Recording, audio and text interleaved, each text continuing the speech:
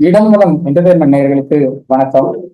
இன்னைக்கு நம்ம பேச போற டாபிக் என்ன அப்படின்னா, பிக் பாஸ் வெகு விரைவில் ஆரம்பிப்போது. கிட்டத்தட்ட அக்டோபர் 5ஆம் தேதி ஷூட் பண்ண போறாங்க, ஆரம்பிக்க போறாங்க அப்படிங்கிற ஒரு தகவல் வெளியாகிட்டு இருக்கு. அண்ட் 40 கண்டஸ்டன்ஸ் ஷார்ட் லிஸ்ட் பண்ணி அவங்ககிட்ட பேசிட்டு இருக்காங்க அப்படின்னும் தகவல் இருக்கு. ஸோ இன்னைக்கு நம்ம அதை பற்றி தான் பேசுறோம். விரைவில் பிக் பாஸ் தொடங்க போகுது. நம்மளும் பிக் பாஸோடைய ரிவ்யூஸ் எல்லாம் கொடுக்க போறோம். வரிசையா அடுத்தடுத்து தொடங்கின அன்னையில இருந்து வரிசையா அடுத்தடுத்து நம்ம பிக் பாஸோடைய ரிவ்யூஸ் எல்லாம் கொடுக்க தான் போறோம்.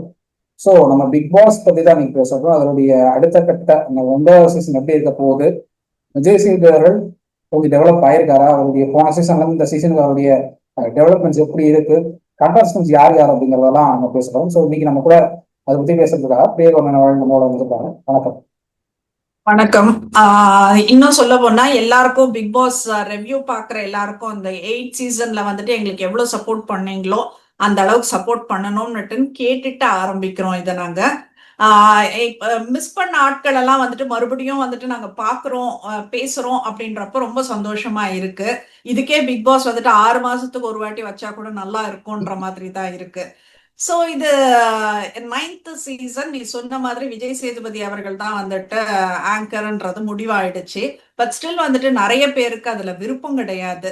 மாத்தி மாத்தி வந்துட்டு இது மெசேஜ் அந்த ட்வீட் எல்லாம் போட்டுட்டு தான் இருக்காங்க, எங்களுக்கு வேண்டாம் அப்படின்ற மாதிரி. ஏன்னா 7 சீசன் நம்ம பார்த்திருக்கோம். 7 சீசனும் அவ்வளவு நல்லா இருக்கும்.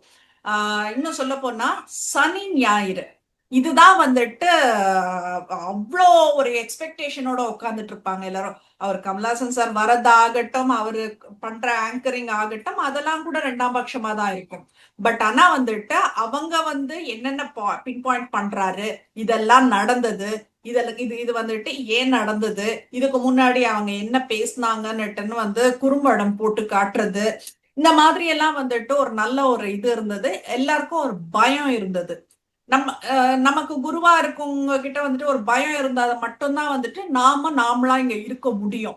இவங்க நாமளா இருக்கணும், நாமளா இருக்கணும்னு சொல்லிட்டு இருக்காங்களே தவிர 8 சீசன் வந்துட்டு எனக்கு தெரிஞ்சு அவ்வளோ நல்லா இல்லைன்றது தான் சொல்லுவேன். ஏன்னா மண்டே டு ஃப்ரைடேவே நல்லா இருக்கும், சாட்டர்டே சண்டே போர் அடிக்க ஆரம்பிச்சிடும். எங்களுக்கு சாட்டர்டே சண்டே கமல்ஹாசன் அவர் இருக்கும்போது வந்துட்டு சாட்டர்டே சண்டே எப்படி போகுதுன்னே தெரியாது. அந்த அளவுக்கு ஐயோ முடிஞ்சிடுச்சா அப்படின்ற மாதிரி இருக்கும். 2 வருஷமா வந்துட்டு ஒரு பெரிய டிசப்பாயின்மெண்ட்டை சந்திச்சிருக்கோம் அப்படின்றதுதான் சொல்றோம். நாங்க கமல்ஹாசன் என்ன பண்ணாங்க அப்படின்னா, கண்டஸ்டன்ஸும் பெருசா கண்டு கொடுக்கல. கண்டஸ்டன்ஸ் கொடுக்கல. ரெண்டாவது ஆண்கள் பெண்கள் அணி 2 இதை பிரிச்சுட்டாங்க நீட்டா. ஆகல. அதுக்கப்புறம் கம்ப்ளீட்டா டீம் சேஞ்ச் பண்ணி அந்த கிரியேட்டிவிட்டி டீமே மொத்தமா மாத்துறாங்க. கிரியேட்டிவிட்டி டீம் மொத்தமா மாத்துறதுக்கு அப்புறம் ஒரு கண்டென்ட் வந்தது. ஃபர்ஸ்ட் பாதி சீசன்ல கண்டே இல்லாம ஓடின பிக் பாஸ் அதுக்கப்புறம் பெட்டர் ஆச்சு. கண்டஸ்டன்ஸ் கொஞ்சம் கண்டென்ட் வந்துச்சு. கொஞ்சம் விறுவிறுப்பா போச்சு. அந்த கெஸ்ட் எல்லாம் வீட்டுக்குள்ள கெஸ்ட் எல்லாம் வராங்கிறப்ப அதெல்லாம் விறுவிறுப்பா போச்சு. ரிலேட்டிவ்ஸ் வராங்க, ரிலேட்டிவ்ஸ் வராங்க அப்படிங்கப்போ அதெல்லாம் ஒரு விறுவிறுப்பா போயிட்டு இருந்தது. சாட்டர்டே சண்டே அப்படின்னா அந்த சாட்டர்டே சண்டேல ஒரு ஃபயர் இருக்கும். இந்த ஃபயர் மிஸ்ஸிங், ஃபயர் ரொம்ப மிஸ் ஆச்சு. ஸோ இப்போ நீங்க மலையாளம்ல பிக் பாஸ் பாத்தீங்கன்னா மோகன்லால் அவர்கள் நடத்திட்டு இருக்காரு. மலையாளம்ல உங்களுக்கு அந்த சாட்டர்டே சண்டே அப்படின்னா ஒரு பீக் ஹைக்கா இருக்கும். அது பாக்குறதுக்காகவே நிறைய ஆடியன்ஸ் உள்ள வருவாங்க ஹாட் ஸ்டார்ல. இப்போ ரீசெண்டா அந்த மலையாளம் பிக் பாஸ் ஸ்டார்டிங் அந்த அந்த டைம்லயே உங்களுக்கு கண்டஸ்டன்ஸ் வெல்கம் பண்ற விதமாகட்டும், அவங்ககிட்ட பேசுற விதமாகட்டும், எல்லாமே அவ்வளவு அற்புதமா இருந்தது. அது மாதிரியான ஒரு ஹாஸ்ட் தேவை அப்படின்னு தான் எல்லாரும் எக்ஸ்பெக்ட் பண்றது. சல்மான் கான் மாதிரி வேணாம், நீங்க மோகன்லால் அவர்கள் மாதிரி கூட வேணாம், நீங்களா இருங்க விஜய் சேதுபதி, அதுதான் நாங்க எக்ஸ்பெக்ட் பண்றோம். விஜய் சேதுபதியா இருக்கணும். கமல்ஹாசன் மாதிரி கூட நீங்க ட்ரை பண்ண வேணாம். கமல் சாருக்கு அவருக்குன்னு ஒரு ஸ்டைல் இருக்கு, மோகன்லால் சாருக்கு சல்மான் கானுக்கும் ஒரு ஸ்டைல் இருக்கு. நீங்க உங்க ஸ்டைல்ல ஹாஸ்ட் பண்ணுங்க. மேனேஜ்மெண்ட் டீம் சொல்றாங்க, ப்ரொடக்ஷன் மேனேஜ்மெண்ட் சைட்ல இருந்து எங்களுக்கு ப்ரெஷர் கொடுக்குறாங்கன்னு சொல்லி வித்தியாசமா ட்ரை பண்ணீங்கன்னா போன சீசன் மாதிரி ஃபிளாப் ஆகிறதுக்கான வாய்ப்புகள் அதிகம் இருக்கு. ஸோ அதனால நிச்சயமா கத்துட்டு இருப்பாருன்னு நினைக்கிறேன். எனக்கு தெரிஞ்சு இன்னைக்கு பிக் பாஸ் ஷோ எப்படி ஹாஸ்ட் பண்ணணுங்கிற ஒரு ஐடியா அவர் கடைசியும் ஹாஸ்ட் பண்ணணும்ன்ற ஐடியா கிடைச்சிருக்கும். அதெல்லாம் வேற. இப்ப நான் என்ன தெரியுமா சொல்றேன், இப்போ நீங்க வரீங்க ஷோக்கு அப்படின்னா உங்க மேல ஒரு மரியாதை வரணும். இப்போ நீங்க வந்துட்டு ஃபர்ஸ்ட் படம் பீஸா பண்ணீங்க. அது வந்துட்டு ரொம்ப நல்லா இருந்தது. ஒரு ஹீரோயிசம் இருந்தது. ஒரு காமெடி, அந்த வந்துட்டு எதார்த்தம், அந்த மாதிரி ஒரு ஆம்பளைய ஒரு பெண்ணுக்கு பிடிக்கும். அந்த மாதிரி விஷயங்கள் எல்லாம் நெறைய இருந்தது. பட் அடுத்தடுத்து படம் பண்றப்போ, த சேம் ஸ்டைல் கன்டினியூஸ்ன்றப்ப எங்களுக்கு போர் அடிச்சிடுச்சு. இப்போ சமீபத்துல வந்த தலைவா தலைவி படம் கூட வந்துட்டு என்னால ஒரு 5, 10 நிமிஷத்துக்கு மேல பார்க்க முடியல. நான் கூட தலைவா அது நித்யா தலைவி வந்து மேனன் தலைவா தலைவி வந்து எப்படின்னா மதுரை பேஸ்டா எடுக்கணும் முடிவு பண்ணாங்க. ஓகே, ஸ்லாங் எல்லாம் கூட ஓகே, எனக்கு அதெல்லாம் ஓகே, அது பிரச்சனை இல்லை. ஆனா மதுரையில இருக்கிறவங்க இவ்வளவு கத்தி பேச மாட்டாங்க. எனக்கு அதுதான் கடுப்பாயிடுச்சு. தியேட்டர்ல பார்க்கும்போது அப்படிதான் இருந்தது, ஓடிடியில் பார்க்கும்போது அப்படிதான் இருக்கு. இவ்வளவு கத்தி பேசக்கூடிய ஆளுங்க மதுரை ஆளுங்களே கிடையாது. கண்டிப்பா. பேசுவாங்க, உங்களுக்கு வந்து நார்மலா பேசக்கூடிய ஆளுங்க தான் மதுரைக்காரங்கலாம். இவ்வளவு கத்தி சண்டை போடுற அளவுக்குலாம் பேச மாட்டாங்க. ரெண்டாவது ஆஹ், இது டைரக்டரோட ஸ்டைலா இருக்கலாம்னு தான் நான் நினைக்கிறேன். விஜய் சேதுபதியோட ஸ்டைலா கூட இருக்கிற மாதிரி எனக்கு தெரியல. விஜய் சேதுபதியோட ஸ்டைல் நான் இது வரைக்கும் பார்த்ததே கிடையாது இந்த படத்துலயும். ஆமா. இவருக்கு கண்டிப்பா. தானே ஆசைப்பட்டார் பாலகுமாரான ஒரு படம் பண்ணாரு, அது நல்லா இருந்தது. அந்த காமெடி ஸ்டைல அழகா மெயின்டைன் பண்ணிட்டு போனா அழகா இருந்திருக்கும். சிவகார்த்திகேயன் வந்து காமெடியனா வந்தாரு, இன்னைக்கு ஹீரோவா எங்கேயோ ஓடி பறந்துட்டு இருக்காரு. நீங்க கண்டிப்பா. காமெடியா வந்தீங்க, ஹீரோவா உள்ள நுழைஞ்சீங்க, ஹீரோவா என்ட்ரி கொடுத்தீங்க, நீங்க இங்கே வில்லன்னு போய் எங்கேயோ போய் நின்றுட்டு இருக்கீங்க. எதுவுமே எடுபடலன்றது. இப்போ இவரு வடிவேலு எடுத்துக்கோ ஹரிஷ். மாரிசன். உண்மையிலேயே சொல்றேன், என்னையா மனுஷனின்ற மாதிரி இருந்தது.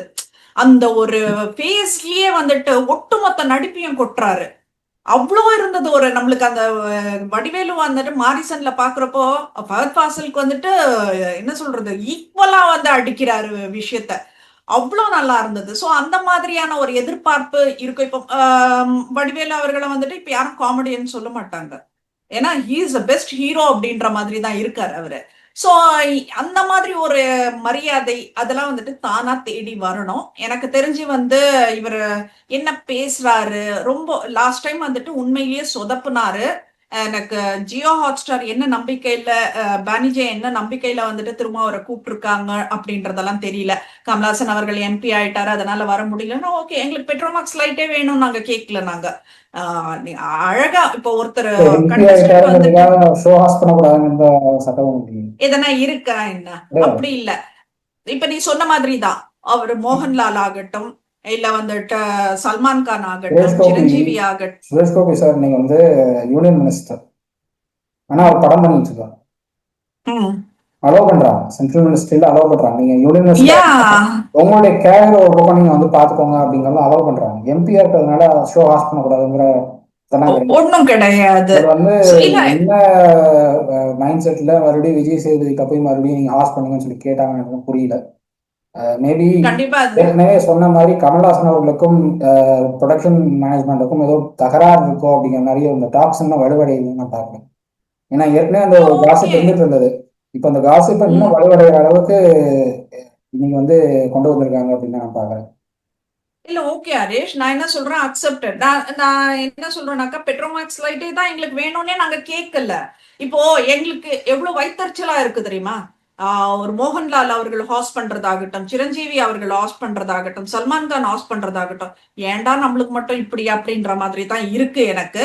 ஏன்னா வந்துட்டு அந்த ஹாஸ் பண்றதுக்கும் தெரியல. இப்போ லாஸ்ட் சீசன்ல அந்த சாச்சனா வச்சுட்டு அவர் பண்ண லூட்டிகள் இருக்கே, கொஞ்சம் நஞ்சம் கிடையாது. அவ்வளவு சாசனா ஆத்திரம் வந்து இருந்தது எங்களுக்கு. வனிதா மாதிரி ட்ரை பண்ணாங்க. வனிதா மாதிரி சாசனா வந்து ஒரு வில்லன் வில்லி ரோல்ல கொண்டு வந்து காட்டணும் அப்படின்னு ட்ரை பண்ணாங்க. அது ஒர்க் அவுட் ஆகல.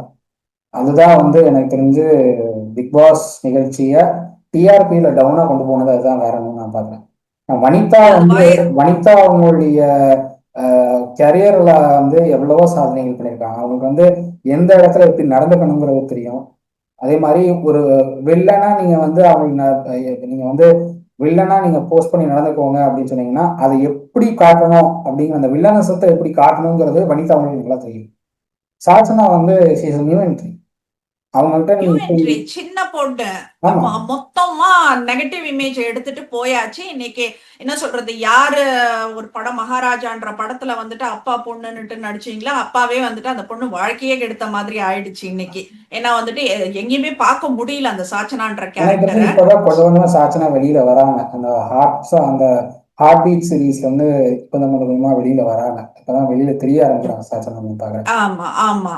இல்ல ஒரு படம் பண்ணின பொண்ணு வந்துட்டு இன்னும் நல்லா பண்ணிருக்கலாம். என்னத்துக்காக வந்துட்டு எல்லாமே வந்துட்டு சொதப்பினாங்க. இதுல வந்துட்டு அப்பா அப்பா சாக்லேட்ன்றது என்ன சொல்றது, நம்ம வந்துட்டு இப்ப சாதாரணமா பேசுறப்போ அது வேற ஹரிஷ்.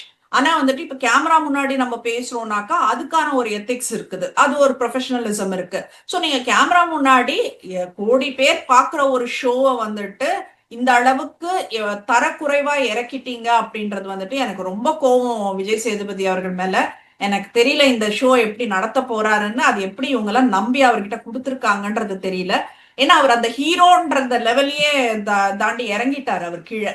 அப்படி இருக்கும்போது அவர்கிட்ட கொடுத்துட்டு நாங்க என்ன சார் பாவம் பண்ணோம், எங்களுக்கு ஒரு சிரஞ்சீவி அவர்கள் மாதிரியோ இல்ல சல்மான் கான் மாதிரியோ இல்ல மோகன்லால் அவர்கள் மாதிரியோ வந்துட்டு எங்களுக்கு ஒரு நல்ல ஒரு ஆர்டிஸ்ட் நீங்க கட் அண்ட் ரைட்டா வெட்டு ஒண்ணு துண்டு ரெண்டு நெட்டன் போடுற மாதிரி ஒரு நல்ல ஆங்கரை எனக்கு ஏன் கொடுத்துருந்தீங்கன்னாக்கா சிம்பு ட்ரை ரொம்ப பண்ண சந்தோஷப்பட்டோம். மாட்டேங்கிறாங்கன்னு எனக்கு புரியல. சிம்பு இதை ஹாஸ் பண்ணி பழக்கப்பட்டிருக்காரு.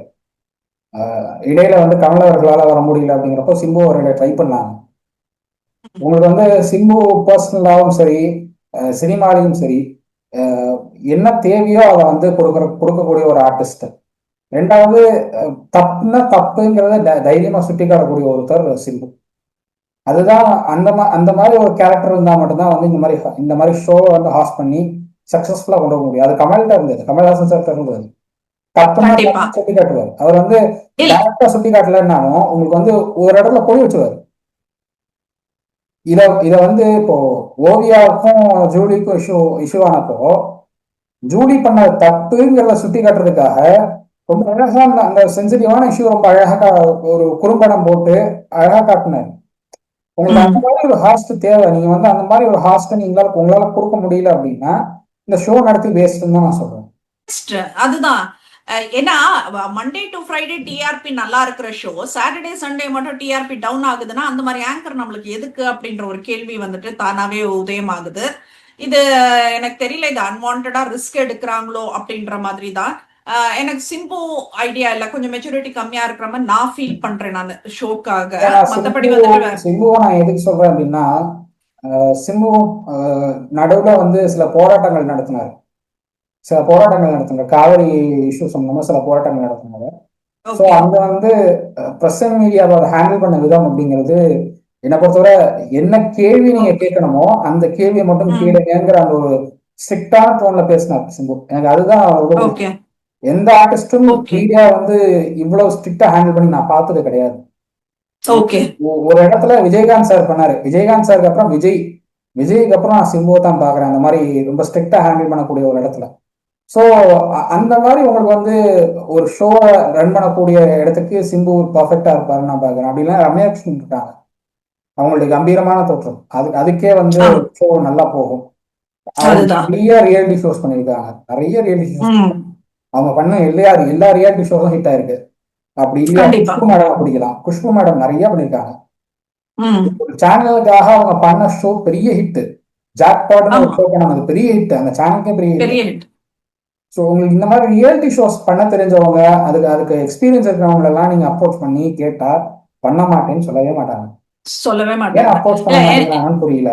நீங்க நயன்தாரா நான் 10-12 கோடி நான் கொடுக்குறேன்னு போய் பேசியிருக்கீங்க நயன்தாரா கிட்ட. இவர்கிட்ட நான் இவ்வளவு கொடுக்குறேன்னு சொல்லி பேசியிருக்கீங்க விஜய் சேதுபதி கிட்ட. அதை ஏன் இவங்க கிட்ட கொடுக்க கூடாது? ஒரு பழக்க முடிய நபர்கள், இன்னொன்னு எக்ஸ்பீரியன்ஸ் இருக்கிறவங்க கிட்ட கொடுத்தா ஷோவை நல்லா ஹேண்டில் பண்ணி கொண்டு போவாங்கல்ல. என்னோட ஓட்டு வந்துட்டு அரவிந்த் சாமிக்கு கொடுப்பேன் நானு. ஏன்னா அவர் வந்துட்டு ரொம்ப பாக்குறதுக்கே ப்ரொஃபஷனலா ஜென்டில்மேனா இருக்கிறதுனால வந்துட்டு எங்களுக்கு அந்த ஒரு பிக் பாஸ்னாலே வந்துட்டு ஒரு என்ன சொல்றது இமேஜ் கூடுற அளவுக்கு இருக்கும்ன்றதுதான். எனக்கு வந்துட்டு இப்ப Bigg Boss show Vijay Sethupathi அவர்கள் ஆங்கர் பண்றது சுத்தமா பிடிக்கலன்றத நான் முதல்ல சொல்லிக்கிறேன். அதுக்காக வந்துட்டு அவர் பண்றது எல்லாமே தப்புன்னு சொல்லி நான் ரெவ்யூ கொடுக்க போறது இல்ல. அவர் என்ன பண்றாரு, என்ன போன தடவை பண்ணினது எல்லாமே சொதப்பல். அவர்னாலதான் வந்துட்டு ஷோவே ஃபிளாப் ஆச்சு அப்படின்றத நான் சொல்வேன் நானு. சோ எல்லாரும் எக்ஸ்பெக்ட் பண்ற மாதிரி நாங்களும் எக்ஸ்பெக்ட் பண்ணிட்டு இருக்கோம். இதுல வந்துட்டு விஜய் சேதுபதி அவர்களை பர்சனலா டார்கெட் பண்ணி பேசுறது அந்த இதெல்லாம் எங்களுக்கு கிடையாது. இன்னும் சொல்ல போனா அவர் மேல இப்போ ஒரு கம்ப்ளைண்ட் எல்லாம் கொடுத்துட்டு இருக்காங்க. சோ அந்த மாதிரி நேரத்துல வந்துட்டு இந்த மாதிரி ஷோ ஹாஸ்ட் பண்ணணுமா அப்படின்ற கேள்வி வந்துட்டு வருது. எல்லாருமே வந்துட்டு இப்போ அவர் எதனா போன தடவையே வந்துட்டு நாங்க 7 சீசன் பாக்குறப்போ கமலஹாசன் அப்படின்னா சார் சார் சார் சார்னு இது பண்ணுவாங்க. விஜய் சேதுபதி அவர் வராருனாக்கா என்ன சொல்றது, அது வந்து ப்ராப்பரா உட்கார்றது, அவர் கேட்கிற கேள்வி கூட யாரும் மரியாதையா பதில் சொல்லல. சோ அங்கேயே வந்துட்டு எல்லாமே போயிடுது. அப்போ அந்த ஷோ ஹாஸ்ட் பண்றவங்களுக்கும் அந்த பிக் பாஸ் வாய்ஸுக்கும் முகமே தெரியாம அந்த பிக் பாஸ் வாய்ஸுக்கு இருந்த அந்த ஒரு கம்பீரம் கூட வந்துட்டு உருவம் காட்டின விஜய் சேதுபதிக்கு அந்த கம்பீரமும் இல்ல, அந்த என்ன சொல்றது அடுத்தவங்களை கமெண்ட் பண்ற அந்த இதுவும் கிடையாது. மத்தவங்களுக்கும் அவர் மேல மரியாதை வரல. சோ இன்னமும் டைம் இருக்கு அக்டோபர் 5 வரைக்கும். ஏதாச்சும் பண்ணி மாத்துனீங்கன்னா ரொம்ப நல்லா விஜய் சேதுபதி அவர்கள் இருக்கும். மேல கம்ப்ளைண்ட் அப்படிங்கிறது ரம்யா அவங்க கம்ப்ளைண்ட் கொடுத்தாங்கன்னு நினைக்கிறேன். சம்திங் ரம்யாங்கிற பேர்ல ஒருத்தவங்க ட்விட்டர்ல போஸ்ட் போட்டிருந்தாங்க. அது வைரல் ஆச்சு. அதை பத்தி நம்ம இடம்பலம் என்டர்டைன்மெண்ட்லயே ஒரு வீடியோ எல்லாம் பண்ணோம் நாங்க. ஓகே அது என்னன்னா, அந்த கம்ப்ளைண்ட் கொடுத்த நபர் இது வரைக்கும் போலீஸ் தரப்பு நாடல. ஓகே அவங்களுடைய ட்விட்டர் அக்கௌண்ட்டை டீஆக்டிவேட் பண்ணிட்டு போயிட்டாரு. இவர் நான் எப்போ விஜய் சேதுபதி எப்போ நான் வந்து லீகலா மூவ் பண்ணுவேன்னு சொன்னாரோ அடுத்த நிமிஷமே அவங்க ட்விட்டர் அக்கௌண்ட் டீஆக்டிவேட் ஆயிடுச்சு. ஓகே ஸோ உங்களுக்கு வந்து ஒரு குற்றச்சாட்டை முன்வைக்கிறீங்க அப்படின்னா அதுல வந்து ஒரு தெளிவு இருக்கணும். அதுல வந்து அப்படியே ஸ்ட்ராங்கா இருக்கணும். இருக்கணும். ஸ்ட்ராங்கா இல்லாம நீங்க வந்து அந்த அந்த பெண்ணும் அவங்களுக்கு நடந்ததா சொல்ல, அவங்களுடைய ஃப்ரெண்டுக்கு நடந்ததா சொல்றாங்க. ஓகே அதுதான் வந்து உங்க ஃப்ரெண்டுக்கு நடந்ததுன்னா உங்க ஃப்ரெண்டு அட்லீஸ்ட் போலீஸ் அப்ரோச் பண்ணிருக்கலாம், கம்ப்ளைண்ட் கண்டிப்பா கோர்ட்டுக்கு போயிருக்கலாம், மீடியா இருக்காங்க மீடியால பேசிக்கலாம். இல்லையா நீங்களா மீடியாவுக்கு வந்து பேசலாமே, டேரக்ட் நீங்களா பேசலாம், என்னுடைய ஃப்ரெண்டுக்கு இப்படி நடந்திருக்கு நீங்களா பேசலாமே. ட்விட்டர்ல ஷேர் பண்ணி ட்விட்டர்ல வந்து வைரல் ஆனதுக்கு அப்புறம் எல்லா மீடியாவும் நியூஸ் போட்டதுக்கு அப்புறம் விஜய் சேதுபதி கேட்கறாங்க, எல்லா மீடியாவும் கேட்கறாங்க இந்த மாதிரி உங்க மேல ஒரு குற்றச்சாட்டு ஒரு லேடி குற்றச்சாட்டு வச்சிருக்காங்க ட்விட்டர்லன்னு கேட்டதுக்கு இது எனக்கு தெரியல, ஆனா இது என்னங்கிறத பார்த்துட்டு லீகலா ஆக்ஷன் எடுக்க போறேன்னு சொன்னார். சொன்ன அடுத்த ஹாஃப் அன் ஹவர்ல அந்த லேடியோடைய ட்விட்டர் அக்கௌண்ட் முடிஞ்சது. அது அவங்களே டீஆக்டிவேட் பண்ணிட்டு போயிட்டாங்க. அதுக்கப்புறம் அந்த போஸ்டிங் காணும், அந்த அக்கௌண்ட்டையும் காணும். நாங்க வீடியோ பண்ணும் போதே அந்த அக்கௌண்ட் தேடி இருந்தா அந்த அக்கௌண்ட் இல்ல. ஓகே இதுதான் இல்ல பட் ஸ்டில் வந்துட்டு இந்த மாதிரி இருக்கும் போது ஏன் அப்படின்ற மாதிரி ஒரு கேள்வி. இல்ல உங்களுக்கு சினிமா இண்டஸ்ட்ரியில எல்லாரும் மேலேயும் இந்த புகார் வரத்தாசி, இந்த இஷ்யூஸ் வரத்தாசி. அது வந்து தவிர்க்க முடியாத ஒரு விஷயம். அதுவும் நடிகர்கள் ஆண் நடிகர்கள் மேல இந்த மாதிரி புகார்கள் வரத்தான் செய்யும், தவிர்க்க முடியாத விஷயம். ஆனா டேரா அதை வந்து நீங்க வந்து கம்ப்ளைண்டா ஃபைல் பண்ணா மட்டும்தான் அதை வந்து பெருசா பேசணும். நீங்க கம்ப்ளைண்டா ஃபைல் பண்ணாம ட்விட்டர்ல உட்காந்துட்டு சோஷியல் மீடியால உட்காந்துட்டு எழுதுறதுனால அது யூஸ் இல்லை. நீங்க கம்ப்ளைண்டா ஃபைல் பண்ணா ஓகே அக்செப்டட். நீங்க இப்படி புகார் நடந்திருக்கு, அவங்க கம்ப்ளைண்டா ஃபைல் பண்றாங்க, அதுல பேசுறதுக்குன்னு ஒரு கண்டென்ட் இருக்குங்கிறதுக்கு எல்லாரும் முன்னுருவாங்க. சோஷியல் மீடியால உட்காந்துக்கிட்டு இஷ்டத்துக்கு எழுதிட்டு இருந்தா அதை யாரும் கண்டுக்க முடியாது, கண்டுக்க முடியாது. That's fine. இப்ப அந்த மாதிரி இப்போ லாஸ்ட் இதுல வந்துட்டு எல்லாருமே கண்டஸ்டன்ஸ் கூட வந்துட்டு அவ்வளோ சுவாரஸ்யமா எதுவும் பண்ணல அப்படின்றதான் சொல்வேன். இப்ப நிறைய பேர் பேசுறதே வந்துட்டு மிக்சர் மாமாக்கள் மிக்சர் மாமிக்கள் அப்படிதான் இருந்தாங்க அப்படின்ற மாதிரி தான் அதிகமா பேசப்படுது. சோ அட்லீஸ்ட் கண்டஸ்டன்ஸ்ல ஒழுங்கா கொண்டு வாங்க எங்களுக்கு. ஏன்னா 40 பேரை ஷார்ட் லிஸ்ட் பண்ணிருக்காங்களாமே. பரீனா ஆசாத், பூனம் பஜ்வா, ஷபானா ஷாஜஹான், குரேஷி, நக்ஷத்ரா நாகேஷ், போன சீசன்ல உள்ள என்ட்ரியான நேஹா அவங்க வராங்க. அதே மாதிரி அஸ்வின் குமார், அவர் குக்வித் கோமாளி ஃபேம் அஸ்வின் குமார் வராரு. உமேர் வராரு, அவரும் குக்வித் கோமாளி ஃபேம்ல தான் இருந்தாரு. பார்வதி வராங்க அப்படின்னு சொல்றாங்க.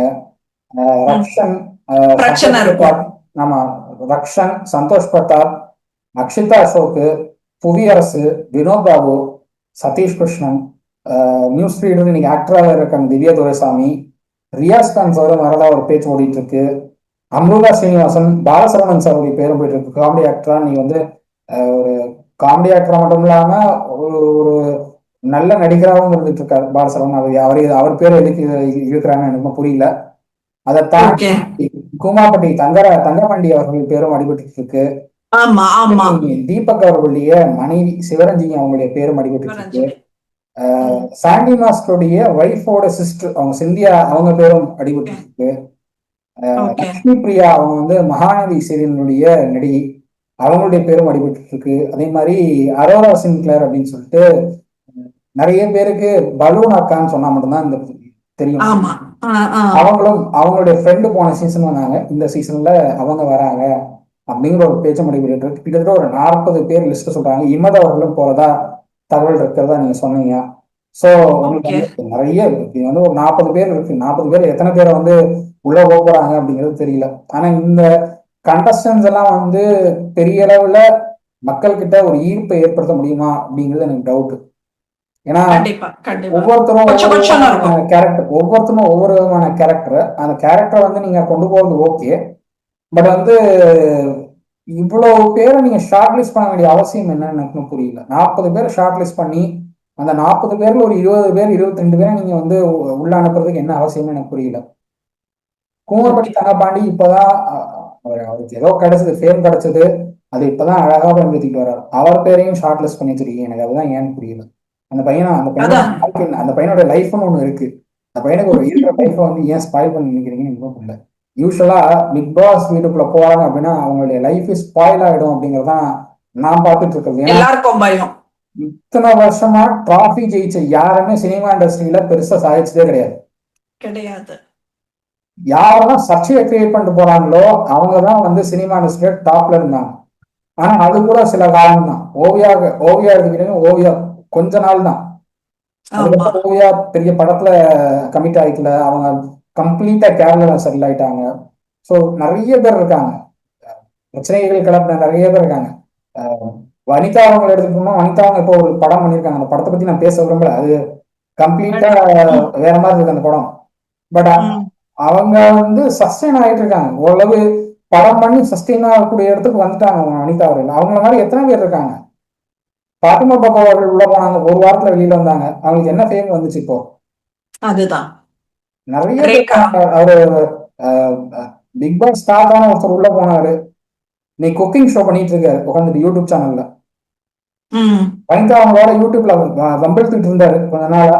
இப்போ குக்கிங் சேனல்ல குக்கிங் ஷோ பண்ணிட்டு உட்காந்துட்டு இருக்காரு யூடியூப்ல. ஓகே இது வந்து ஃபேம் கொடுக்குற ஷோவே இல்லைங்கிற மாதிரி ஆயிடுச்சு பிக் பாஸ்.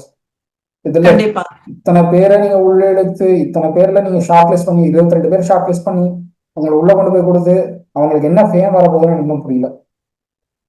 இல்ல ஃபேம்காக இருக்காது, நிறைய பிரச்சனைகள் அங்கங்க. ஏன்னா ஒரே ஒரு இஷ்யூ மட்டும் எல்லாரும் கான்சென்ட்ரேட் பண்ணுவாங்கல்ல, கம்மி ஜனமா இருந்தாக்கா. சோ அதனால அங்கங்க எனக்கு அங்கங்க இந்த பிரச்சனைங்க லிஸ்ட்ல வரும். வந்து பார்வதி பேர் எடுத்திருக்கிறது, அதை நான் 100% அக்செப்ட் பண்றேன்.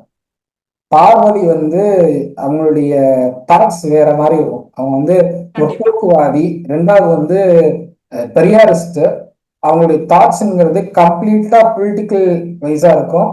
அது இன்னும் பெட்டரா நீங்க ஷோவா பார்க்கும்போது தெரிஞ்சுக்கலாம். ஸோ ஓகே பார்வதி எடுத்தது ஓகே. மற்ற யார் அதுல அந்த லிஸ்ட்ல வந்து வர்த்தானிக்க ஆளுங்கன்னு எனக்கு இன்னும் புரியல. தெரியல யாரு எப்படி. பாலசரவணன் அவர்கள் காமெடி ஆர்டிஸ்டா இருந்து கேரக்டர் ஆர்டிஸ்ட் இப்பதான் முன்னேறிட்டு வராது. அவருக்கு இப்பதான் ஒரு நல்ல கேரியர் வந்து உருவாயிருக்கு. அவரோட பேரை இன்க்ளூட் பண்ணி வச்சிருக்கீங்க. அவருக்கு என்ன ஷோல என்ன பண்ண போறாரு அவரு? உங்களுக்கு விஜய் சேதுபதி என்ன பண்ண போறாரு? விஜய் சேதுபதி ஹாஸ்ட், அவர் ஹாஸ்ட் பண்ணிதான் ஆகணும். பண்ணலைன்னா வந்து ஷோ ஃபிளாப் ஆயிருக்கும். பட் வந்து இத்தனை பேரை நீங்க கொண்டு ஷபானா வந்து உங்களுக்கு ஷபானாவோட கேரக்டர் அப்படின்னா இப்ப அந்த குக் வித் கோமாளியில நம்ம பார்த்துட்டு இருக்கோம். அவங்க வந்து திடீர்னு கோவப்படுவாங்க, திடீர்னு சாந்தமாயிடுறாங்க, சண்டை போடுறாங்க, அப்போ அவங்களே சமரசமா போய் பேசுறாங்க. அந்த மாதிரி கேரக்டர்லாம் நீங்க உள்ள இருக்கிறது ஓகே. அதெல்லாம் வந்து இந்த கிச்சன் கேபினெட் மாதிரி அங்க அந்த கிச்சன் ஓகே அதெல்லாம் வந்து பேச பொருளா வரும், அதெல்லாம் பார்க்கறதுக்கு அழகா இருக்கும். மற்றபடி வேற யார் இருக்காங்க இதுல? அரோரா சிங்லர்லாம் எதுக்கு உள்ள கூப்பிடுறீங்க? அரோராக்கு என்ன ஃபேம் இருக்கு? வெளியே ஒரு ஃபேம் கிடையாது அரோராக்கு. ஏன் வேறனா வந்து 2 பீஸ் போட்டுட்டு நீங்க போட்டோ அப்லோட் பண்ணி வீடியோ அப்லோட் பண்ணி போட்டா அது ஃபேமாங்க? இல்ல என்ன என்ன பேசிஸ்ல எதிர்பார்க்கறாங்கன்னு தெரியல. எடுத்திருக்காங்கன்னு எனக்கு புரியல. அரோரா சிங்க்லரை கூப்பிட்டு இன்னைக்கு வந்து ஸ்கூல் ப்ரோக்ராம்ஸ்க்கு கூப்பிட்டு பேசிட்டு இருக்காங்க. அதுவும் எனக்கு ஏன் புரியல. தமிழ்வாணியை கூப்பிட்டு புரியுது. ஸ்கூல் ப்ரோக்ராம்ஸ்ல கூப்பிட்டு பேச வைக்கிறாங்க, கவர்மெண்ட் ஸ்கூல் ப்ரோக்ராம்ஸ்ல கூப்பிட்டு பேச வைக்கிறாங்க. அது ஏங்கிறது எனக்கு புரியல. இவங்கெல்லாம் வந்து டூ பீஸ் போட்டு பேசுறவங்க, பிக்ஸ்பில வீடியோ கால்ஸ் பண்ணி பேசிட்டு இருக்கிற ஆளுங்க இவங்க எல்லாம் கூப்பிட்டு பேசுற அளவுக்கு என்ன இருக்கு? பெரிய ஆளுங்க அவங்க. கண்டிப்பா. இவங்களை ஏன் கிரியேட்டிவ் வரக்கூடாதுன்னு நினைக்கிறேன், இன்னும் புரியல.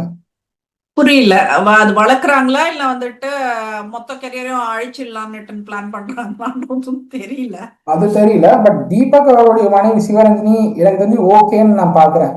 ஓரளவு பேச தெரியுது அவங்களுக்கு, சமாளிக்க தெரியும் விஷயங்களை, பிரச்சனைகளை சமாளிக்கக்கூடிய ஒரு கேரக்டர், அதனால ஓகேன்னு நான் சொல்லுவேன். நேஹா கொஞ்சம் தெளிவா பேசக்கூடிய ஆளு, ஓகே. திவ்யா கோபசாமியும் ஓகேன்னு தான் நான் பாக்குறேன். அதை தாண்டி நக்ஷத்ரா ஓகே, நக்ஷத்ரா ஓகே. அதை தாண்டி குரேஷி காமெடியில பெட்டரா இருப்பாரு, ஓகே. பூனம் பத்வா என்ன கேட்டகரியில வராங்கன்னு எனக்கு தெரியல. ஃபரீனா என்ன கேட்டகரியில வராங்கன்னு எனக்கு தெரியல. ஃபரீனா வந்து இவ்வளவு நாள் நம்ம ஹாஸ்டா பார்த்திருக்கோம், ஒரு காமெடி ஆர்டிஸ்டா நம்ம பார்த்திருக்கோம். பட் இங்க பிக் பாஸ்ல காமெடி பண்ண போறாங்களா இல்ல என்ன பண்ண போறாங்கன்னு எனக்கு புரியல. இல்ல ஃபரீனா வந்து பாரதி கண்ணம்மால வந்துட்டு வில்லி கேரக்டர் பண்ணிருக்காங்க. சோ ஷீ கேன் ஹேண்டில் பண்ணாங்க, அவங்க பண்ணாங்க. பட் வந்து நல்லா இருந்தது, நல்லா தான் இருந்துச்சு. உங்களுக்கு வந்து வில்லியா நீங்க சீரியல்ல பண்றது வேற, உங்களுக்கு இங்க ஷோல பண்றதுங்கிறது வேற. நீங்க வந்து இத்தனை வருஷமா நீங்க விஜய் டிவி ஷோஸ்ல எல்லாத்துலயுமே வந்து நீங்க காமெடியா மட்டும்தான் நீங்க வந்திருக்கீங்க. எங்கேயுமே வில்லியா நான் பார்த்ததே கிடையாது விஜய் டிவி ஷோஸ்ல உங்களை. அப்படி இருக்கிறப்போ ஒரு ரியாலிட்டி ஷோ, விஜய் டிவியோட ரியாலிட்டி ஷோல வந்து திடீர்னு உள்ள போயிட்டு வில்லியா பண்ணுங்கன்னு சொல்லி கிட்டத்தட்ட சாச்சனா எப்படி ட்ரை பண்ணாங்களோ அது மாதிரி ட்ரை பண்ண போறாங்களோ தான் நான் பாக்குறேன். செட் ஆகாத ஒரு கேரக்டருக்கு செட் ஆகாத ஒரு ஆளை கூட்டிட்டு வந்து நீங்க இதை பண்ணுங்கன்னு சொன்னா அந்த படமே ஓடாதுங்கிறப்போ ஷோ மட்டும் எப்படி ஓடும்? ஓகேன்னு தெரியுது, மத்த யாருமே ஷார்ட்லிஸ்ட் பண்ணதுல பெருசா எனக்கு தெரியல. ஓகே, ஏன்னா நம்மளுக்கும் தெரியாது அவங்க ரியாலிட்டில என்ன பண்ண போறாங்கன்னு சொல்லிட்டு. எனக்கு 3 பேர் தெரியும், 3 பேர் எப்படி பண்ணுவாங்கன்னு தெரியல. பார்வதி, சிவரஞ்சி அவங்க ஓகே, பார்வதி ஓகே, ஷபானா வந்து அவங்களுடைய கேரக்டர் என்னங்கிறது குப்பித் குமாரிலேயே அவங்க காட்டிட்டு இருக்காங்க. ஸோ அதனால ஓகே, 3 பேர் ஓகே. மற்றபடி யாரு அவங்களுடைய கேரக்டர் என்னங்கிறது அவங்களுக்கு இன்னும் தெரியல. அது ஷோ இவங்க வந்து சேர்றாங்க அப்படின்னா மட்டும்தான் தெரியும். குறைஷி கூட காமெடியா பண்ணிடுவாரு, ஓகே. ஏன்னா அவர் வந்து காமெடி ஆர்டிஸ்டா தான் தன்னை வந்து காட்டிட்டு இருக்காரு. ஸோ அதனால குறைஷி கூட காமெடியா கொடுத்துருவாரு, கண்டென்ட் ஆடுறது கலந்துருவாங்க, அது ஓகே. நேஹா வந்து இப்பதான் அவங்களுக்கு கொஞ்சம் ஸ்டெடியா வந்துட்டு இருக்காங்க, அவங்களுக்கு கேரியர்ல இப்பதான் கொஞ்சம் ஸ்டெடியா மூவ் ஆயிட்டு இருக்காங்க. அவங்கள உள்ள கூப்பிட்டு அவங்களுக்கு இருக்கிற ஃபேமை கெடுத்து விடாங்கிறதா நல்லதுன்னு நான் பாக்குறேன். அது கண்டிப்பா கண்டிப்பா அதுதான் தெரியல. ஏன்னா வந்துட்டு நம்ம அவங்களோட ரியல் ஃபேஸ் எல்லாம் நம்மளுக்கு தெரியாது. ஸோ இங்க உள்ள வந்ததுக்கு அப்புறம் தான் தெரிய வரும்ன்றது. ஃபரீனா கொஞ்சம் எனக்கு எக்ஸ்பெக்டேஷன் இருக்கு, உனக்கு எப்படி இருக்குன்றது எனக்கு தெரியல. பட் ஒரு எக்ஸ்பெக்டேஷன் இருக்கு, கொஞ்சம் வலுக்கட்டாயமா சண்டே இழுப்பாங்க அப்படின்றது இருக்கு. அப்புறம் எனக்கு இதுல இன்னொரு கேள்வி என்ன, பூனம் பட்ஜா எப்போ வந்துட்டாங்கன்னா அவங்க லைவ் செஷன்ஸ்ல எங்க இருந்து போக போறாங்கன்னு எனக்கு தெரியல. ஏன்னா இன்ஸ்டால வந்து கம்ப்ளீட்டா லைவ் செஷன்ஸா போட்டுட்டு வராங்க பூனம் பட்ஜா. ஓகே, இப்ப இங்க வந்துட்டாங்கன்னா பூனம் பட்ஜா லைவ் செஷன்ஸ் யார் பார்ப்பாங்க, யார் அதை எப்படி போடுவாங்கன்னு எனக்கு தெரியல. கம்ப்ளீட்டா சோசியல் மீடியா அடிக்டட் பூனம் பட்ஜா. அப்படி இருக்கிற ஒரு ஆளால பிக் பாஸ் வீட்டுக்குள்ள சஸ்டெயின் ஆக முடியுமான்னு எனக்கு தெரியல. நீங்க வந்து ஒரு ஆர்டிஸ்ட ஒரு ஆளை உள்ள கொண்டீங்கன்னா அவங்க வந்து மினிமம் 2 வீக்ஸ் ஆகுது அவங்களை உள்ள வச்சுக்கிட்டு பார்க்கலாம். ஒரே வாரத்துல வந்து எலிமினேட் பண்ணி வெளியே அனுப்புறதெல்லாம் வந்து போன சீசன்லயே ஒர்க் அவுட் ஆகல. இந்த மறுபடியும் அதே ட்ரை பண்ணீங்கன்னா ஒர்க் அவுட் ஆகாது.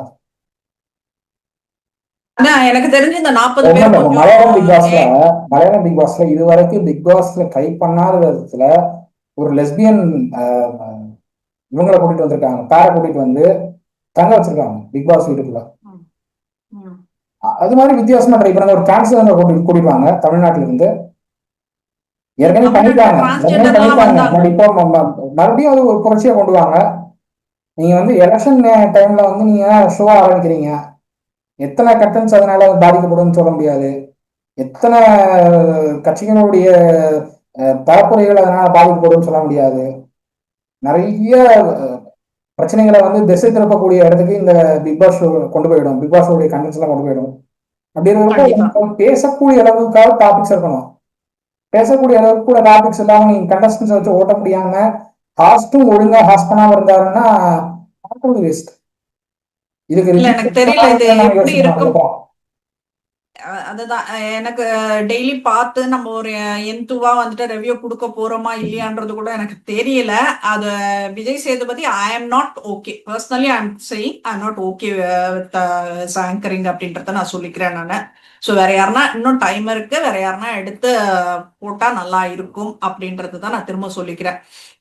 இப்ப நீ சொன்ன இல்ல ஹரிஷ், இந்த 1 வீக்ல போயிடுறாங்க 2 வீக்ஸ்ல போயிடுறாங்க அப்படின்னு சொல்லிட்டு, இப்ப இந்தியா இதுலயே பிக் பாஸ்லயே அந்த வரலாற்றிலேயே குறைஞ்ச நாட்கள்ல தங்கி அதிகமா சம்பளம் வாங்கியவர் அப்படின்னுட்டுன்னு பேசிக்கிறாங்க. அப்படின்னா அது வந்து அமெரிக்கா நடிகையும் மாடலுமான பமீலா ஆண்டர்சன்.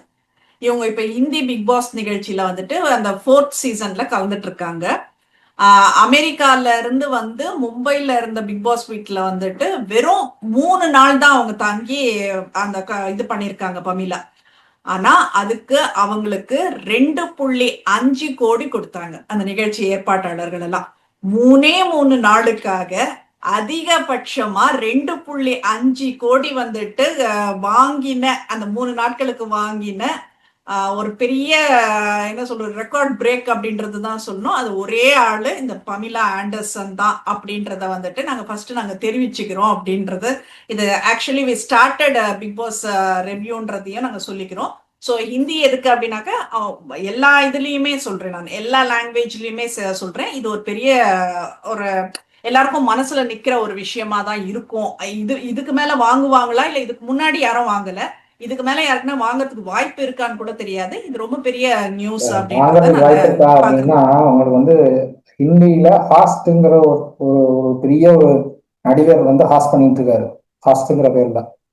அப்படி இருக்கிறப்போ அந்த நடிகருக்கு ஈக்குவலா கண்டென்ட் கொடுக்குறாங்கிறதுனாலதான் அந்த சம்பளம் கொடுக்கப்படுது.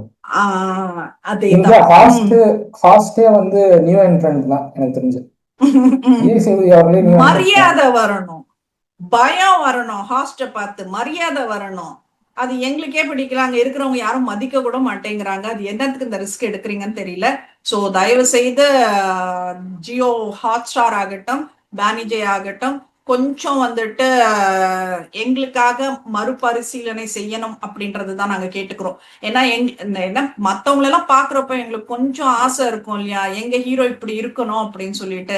எங்களை இந்த அளவுக்கு வந்துட்டு ஏமாத்திடாதீங்க அப்படின்றத நாங்க கெஞ்சி கேட்டுக்கிறோம். சோ ஏதாச்சும் பண்ணி ஹாஸ்ட மட்டும் மாத்தி விட்டீங்கன்னா நல்லா இருக்கும். நான் பிக் பாஸ் டீமுக்கும் ஒரு விஷயம் சொல்லணும், ஒரு சைல்டு ஆர்டிஸ்ட உள்ள கொண்டு வர முடிஞ்சா கொண்டு வராங்கன்னு சொன்னேன். கொஞ்சம் துரு துரு அப்படிங்கிற அந்த ஒரு கேரக்டர் வித்தியாசமா தெரியும். ஓ சின்ன பசங்க ஒரு 8-9 வயசுல இருக்கிற பசங்க எல்லாம் உள்ள வந்தீங்கன்னா, பசங்களோ பொண்ணுங்களோ உள்ள வந்தாங்கன்னா அவங்களுடைய இந்த குழந்தைத்தனமான கேரக்டர் பார்க்கறதுக்கு அழகா இருக்கும். அந்த கேரக்டரையாவது நாங்க பாக்குறோம், அதையாவது ரிவ்யூ பண்றோம் தான் நான் சொல்றேன். ஒண்ணுமே இல்லாத ஷோக்கு அதையாவது நாங்க பார்த்து ரிவ்யூ பண்றோம். நீ அப்படி போற சரி, கொஞ்சம் துரு துருன்னு இருப்பாங்க அவங்க பண்ற வேலைகளும் கொஞ்சம் துரு துருன்னு இருக்கும். அவங்க பேசுறதெல்லாம் கொஞ்சம் வித்தியாசமா இருக்கும். இந்த குழந்தைத்தனமான கேரக்டரையாவது பார்த்து ரிவ்யூ பண்ண முடியும். கண்டஸ்ட் நீங்க எடுத்துருக்கிற இந்த ஷார்ட் லிஸ்ட் பண்ணிருக்கிற அத்தனை பேரும் என்னென்ன கண்டென்ட் கொடுக்க போறாங்கன்னு எனக்கு தெரியல இப்போ வரைக்கும். தெரியல. சோ பார்க்கலாம், யார் வந்தாலும் சரி நாங்க வந்துட்டு ஜென்யூனா தான் ரிவ்யூ பண்ணுவோம். இவங்க ஆனவங்க இவங்க ஆகாதவங்க, இவங்களுக்கு தெரியும் இவங்களுக்கு தெரியாது, அதெல்லாம் எதுவுமே கிடையாது. Whatever is happening in Bigg Boss அந்த ஷோல என்ன நடக்குதோ அதை மட்டும் தான் நாங்க ரிவ்யூ பண்ணுவோம். அதை தாண்டி யாருக்கும் வந்துட்டு ப்ரொமோட் பண்றது அந்த வேலை எல்லாம் நாங்க எப்பவுமே பண்ணது கிடையாது. இந்த சீசனுக்கும் நாங்க பண்ண மாட்டோம்ன்றத தெரிவிச்சுக்கிறோம். ஸோ எங்களுக்கு சப்போர்ட் பண்ணுங்க. உங்களோட சப்போர்ட் இல்லாம எங்களால வந்துட்டு நீந்தி போக முடியாது. ஸோ எங்க பழைய ஃபேன்ஸ் எல்லாம் வந்துட்டு வந்துடணும் அப்படின்றத நான் கேட்டுக்கிறேன். எல்லாரும் வந்துட்டு எங்கெங்க இருக்கீங்களோ டக்குன்னு வந்து இந்த இதுல சேனல்ல ஜாயின் பண்ணிக்கோங்க. இனிமேல் வந்துட்டு பிக் பாஸ் ஸ்டார்ட் ஆனதுக்கு அப்புறம் வந்துட்டு ஒரு விஷயமா நம்ம பேச ஆரம்பிக்கலாம். வேற என்ன இருக்கு? ஒரு விஷயம் பேசுவோம். கமெண்ட்ஸ்ல இருக்கிற கமெண்ட்ஸையும் நம்ம வந்து பேசத்தான் போறோம். கமெண்ட்ஸ்ல என்னென்ன சொல்றாங்க பேசத்தான் போறோம். ஸோ அதனால வந்து ஃபேன்ஸ் என்கேஜ்மெண்ட் நிறைய இருக்கும் அப்படிங்கிறத நான் எக்ஸ்பெக்ட் பண்றேன். ஏன்னா லாஸ்ட் சீசனுக்கும் நான் நல்ல ஃபேன்ஸ் என்கேஜ்மெண்ட்ஸ் இருந்தது நம்மளுக்கு. நம்ம ஏன்னா கமெண்ட்ஸ் நிறைய படிக்கிறோம், அதுதான் வந்து ஃபேன்ஸ் என்கேஜ்மெண்ட் வரதுக்கு அதிகமான காரணம். அதையே தான் நாங்கள் இப்போ ஃபாலோ பண்ண போறோம். ஃபேன்ஸ் நீங்க என்ன சொல்றீங்களோ அதுதான் வந்து நாங்களும் பிரதிபலிக்கிறோம், அதை தான் பிரதிபலிக்க விரும்புறோம். நாங்க வந்து யாருக்கும் சப்போர்ட்டா இல்ல. போன சீசன்ல விமர்சிச்சுட்டு இன்ஸ்டால நான் சண்டை போட்டுட்டு இருந்தேன் பல பேர்கிட்ட. எனக்கு தான் தெரியும் எத்தனை கண்டஸ்டன் கிட்ட நான் சண்டை போட்டிருக்கேன் அப்படிங்கிறது. ஸோ அந்த அளவுக்கு நிறைய பஞ்சாயத்துகள் போன சீசன்ல வந்தது. இந்த சீசன்ல எப்படி இருக்க போகுதுன்னு தெரியல. ஏன்னா இந்த சீசன்ல ஷார்ட் லிஸ்ட் பண்ணியிருக்கிற பேர்கள்ல எனக்கு ஒரு 7-8 பேர் ரொம்ப க்ளோஸ் பழக்கம். இதுல எத்தனை பேர் உள்ள போக போறாங்கன்னு தெரியல. 8 பேரும் போகலன்னா ரொம்ப நல்லதுன்னு நான் பாக்குறேன். நான் 8 பேரும் போகலன்னா ரொம்ப நல்லது. ஏன்னா தெரிஞ்ச ஆளுங்களை வச்சு பத்தி நான் பேசுறது அப்படிங்கிறது நல்லா இருக்குமான்னு எனக்கு தெரியல. பேசிதான் ஆகணும். அவங்க தப்பு பண்ணாங்கன்னா அதை சுட்டி காட்டி தான் ஆகணும். வேற வழி கிடையாது. ஏன்னா ஒரு ஷோ நீங்க கண்டென்ட் கொடுக்கறதுக்கு தான் நீங்க ஷோக்கே போறீங்க. ஒரு கண்டென்ட் கொடுக்காம வெட்டியா இருந்தீங்கன்னா அந்த ஷோக்கு நீங்க எதுக்கு போனீங்கிற கேள்வி வரதான் செய்யும். அந்த கேள்வி கேட்கதான் செய்யணும். அது தப்பே கிடையாது. பட் ஸ்டில் கண்டஸ்டன்ஸ் எப்படி எடுக்க போறாங்கன்னு தெரியல. 40 பேர் சொல்றாங்க. இன்னொரு லிஸ்டும் ரெடி ஆயிட்டு இருக்கிறதா சொல்லப்படுது. அந்த லிஸ்ட்ல எத்தனை பேர் இருக்காங்கிறது தெரியல. இத்தனை பேர் நீங்க ஷார்ட் லிஸ்ட் பண்ணி இத்தனை பேர்ட்ட நீங்க பேசி எத்தனை பேரை நீங்க உள்ள அனுப்ப போறீங்க அப்படிங்கறத எப்படியும் ஆரம்பிக்கும் போது ஒரு 15 பேர் அனுப்புவீங்க. அதுக்கப்புறம் ஒரு 2 to 3 வீக்ஸ் கழிச்சு இன்னொரு 7 பேர் வந்து வயல் காலையில் அனுப்ப போறீங்க. அதுதான் நடக்க போகுது. ஒவ்வொரு சீசனும் அப்படிதான் நடந்துட்டு இருக்கு. இப்பவும் அதான் நடக்க போகுது. பட் வந்து கண்டஸ்டன்ஸ் உருப்படியா எடுக்கல அப்படின்னாலும் வயல் கார்டுக்குள்ள உள்ள போறவங்க யாரும் கொஞ்சம் நல்லா ஆயிடுங்க அப்படின்னு தான் நான் பாக்குறேன். ஏன்னா அப்போவாவது கண்டென்ட் நல்லா கிடைக்குதா அப்படின்னு தான் எதிர்பார்க்கறது. கண்டென்ட் தான் பேசும். கண்டஸ்டன்ஸ் பேச மாட்டாங்க, கண்டென்ட் தான் பேசும். ஸோ கண்டென்ட் அதுதான் வந்து மேட்ரு. அண்ட் போன சீசன்ல ரொம்ப தெளிவா வந்து டீம்ஸ் எல்லாம் மாத்திட்டீங்க. கிரியேட்டிவிட்டி டீம்லாம் நல்லா மாத்தி கொண்டு வந்துட்டீங்க. அதுதான் வந்து பெரிய விஷயம். பிரிச்சு விட்டுட்டு பெண்களுக்குள்ள காசிப் பேசிக்குவாங்க, பெண்களுக்குள்ள சண்டை வரும்னு எக்ஸ்பெக்ட் பண்ணி பண்ணிருக்காங்க. பட் அங்க காசிப் பேசுறதுக்கே ஒண்ணும் இல்லைங்க அந்த டீம்ல, பெண்கள் அணியில. அவங்களுக்கு சண்டைன்னு நான் பார்க்கவே இல்லை போன சீசன்ல. யூஸ்வலா பொதுவா என்ன கருத்து வரும்னா பெண்கள் வந்து காசிப் பேசிக்குவாங்க, பெண்களுக்குள்ள நிறைய முரண்பாடுகள் வரும், அதனால சண்டைகள் நிறைய வரும்ன்றது சொல்லுவாங்க. அப்படி எதுவுமே நான் நடந்து பார்த்தது இல்லை போன சீசன்ல. கண்டிப்பா பிக் பாஸ் டீமுக்கு வந்துட்டு ரிக்வெஸ்ட் வச்சுக்கிறோம். இந்த ஆபாசமா பேசுறவங்களெல்லாம் வந்துட்டு தயவு செய்து நீங்களே அனுப்பி விட்டுடுங்க. ஏன்னா வந்துட்டு ஒண்ணுமே பண்ணாதப்பவே வந்துட்டு கமல்ஹாசன் அவர்கள் சீசன்ல எல்லாம் வந்துட்டு வெளியில அனுப்பின வரலாறு எல்லாம் இருக்கு. ஸோ இந்த ஆபாச வார்த்தைகள் எல்லாம் வந்துட்டு குழந்தைங்களோட பாக்குறாங்க எல்லாருமே பிக் பாஸ். அப்படி இருக்கும் போது வந்துட்டு குழந்தைங்களுக்கு வந்துட்டு அது தேவையில்லாத ஒரு விஷயமா இருக்கும். ஸோ அதனால வந்துட்டு அதை இது பண்ணிக்கோங்க. கண்டஸ்டன்ஸ் கிட்ட என்ன கேட்டுக்கிறேன்னா எல்லாருமே மெச்சூர்ட் பீப்புள் தான். எப்படியோ வந்துட்டு 18 வயசுக்கு மேலதான் எல்லாரும் வரப்போறீங்க. அப்படி இருக்கும் போது ரொம்ப இன்னசென்ட் மாதிரி எல்லாம் வந்துட்டு ஃபேக்கா வந்து ஒரு டிராமா பண்ணாதீங்க. இங்க வந்து ப்ராப்பரா இருந்துக்கங்க. நீங்களா இருந்துக்கங்க. ஒண்ணுமே தெரியாத மாதிரி முகத்தெல்லாம் வச்சுட்டு இப்ப இயல்பா இருந்தது வந்துட்டு ஓவியாக்கும் சௌந்தர்யாக்கும். ஆனா அவங்கள இமிடேட் பண்றேன்னுட்டு நீங்க பண்றப்போ வந்துட்டு ரொம்ப கேவலமா இருக்குது. சோ அந்த மாதிரி வந்துட்டு எதுவும் பண்ணிடாதீங்க. ஓவியாவுக்கு வந்து ஒரு நல்ல ஃபேன் பேஸ் இருந்தது. ஓவியாவுக்கு வந்து அந்த டைம்ல சீசனோட ஸ்டார்டிங் அதுதான் வந்து ஒரு நல்ல ஒரு ஃபேன் பேஸ் இருந்தது. பிக் பாஸ் ஸ்டார்டிங் அதுதான், அது நல்ல ஃபேன் பேஸ் இருந்தது. சௌந்தர்யாவுக்கு வந்து அவங்களுடைய அந்த கேரக்டருக்கு நல்ல ஒரு ஃபேன் பேஸ் இருந்தது. கண்டிப்பா அவங்க வந்து எது பண்ணாலும் தெரிஞ்சு பண்றாங்களா தெரியாம பண்றாங்களான்னு சொல்ல முடியாது. பண்ற விஷயங்கள்ல காமெடி அதிகமா இருக்கும், காமெடி சென்ஸ் ஜாஸ்தி இருக்கும். அதுதான் வந்து எல்லாருக்கும் அதுதான் பிடிச்சது. குழந்தைகள்லயே அதான் ரசிச்சு பார்த்தாங்க. அந்த மாதிரி உங்களுக்கு காமெடி சென்ஸ் இருக்கிற ஆளுங்களை உள்ள கொண்டு வந்தா ஓகே, ஓரளவு ஒர்க் அவுட் ஆகும். நீங்க வந்து அவங்களுடைய குரல் இப்படி இருக்கு, ஓவியாவோட கேரக்டர் இப்படி, அதெல்லாம் நீங்க பேசிட்டு இருந்தீங்கன்னா அது சப்போர்ட்டா ஏறாது. உள்ள போறவங்களுக்கும் இங்க ஒரு எச்சரிக்கையா தான் நான் சொல்ல விரும்புறேன்.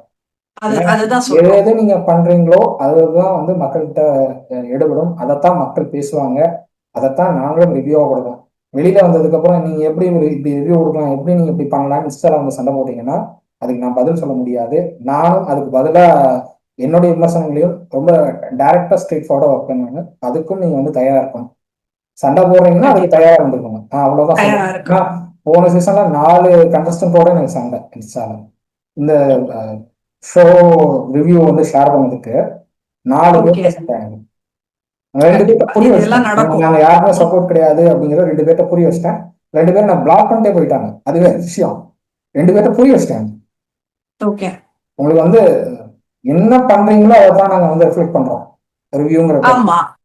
நீங்க நாங்க எதுவுமே சொல்றது கிடையாது. நாங்க ஒவ்வொரு விஷயத்தையும் தெளிவா பாக்குறோம். இத்தனைக்கும் எனக்கு வேற ஒர்க் இருக்கு, அவங்களுக்கு வேற ஒர்க் இருக்கு. நான் வந்து எலெக்ஷன் இருக்குது, நான் எலெக்ஷன் சர்வே வேற எடுக்கணும். இத்தனை ஒர்க் நடுவில் நாங்க உட்காந்து பார்க்க போறோம். அப்படிங்கிறப்போ ஒவ்வொரு விஷயத்தையும் உன்னிப்பா கவனிப்போம். ஒவ்வொரு விஷயத்தையும் 24 ஹவர்ஸ் போகுது அப்படின்னா 24 ஹவர்ஸ்ல அவங்க ஒரு ஒரு செட் ஆஃப் டைம் எடுத்துக்கிறாங்க, நான் ஒரு செட் ஆஃப் டைம் எடுத்துக்கிறேன், 2 பேரும் பிரிச்சு பிரிச்சு தான் பாக்குறோம்.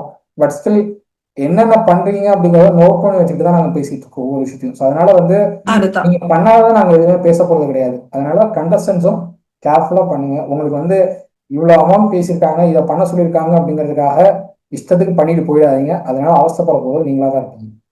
கண்டிப்பா.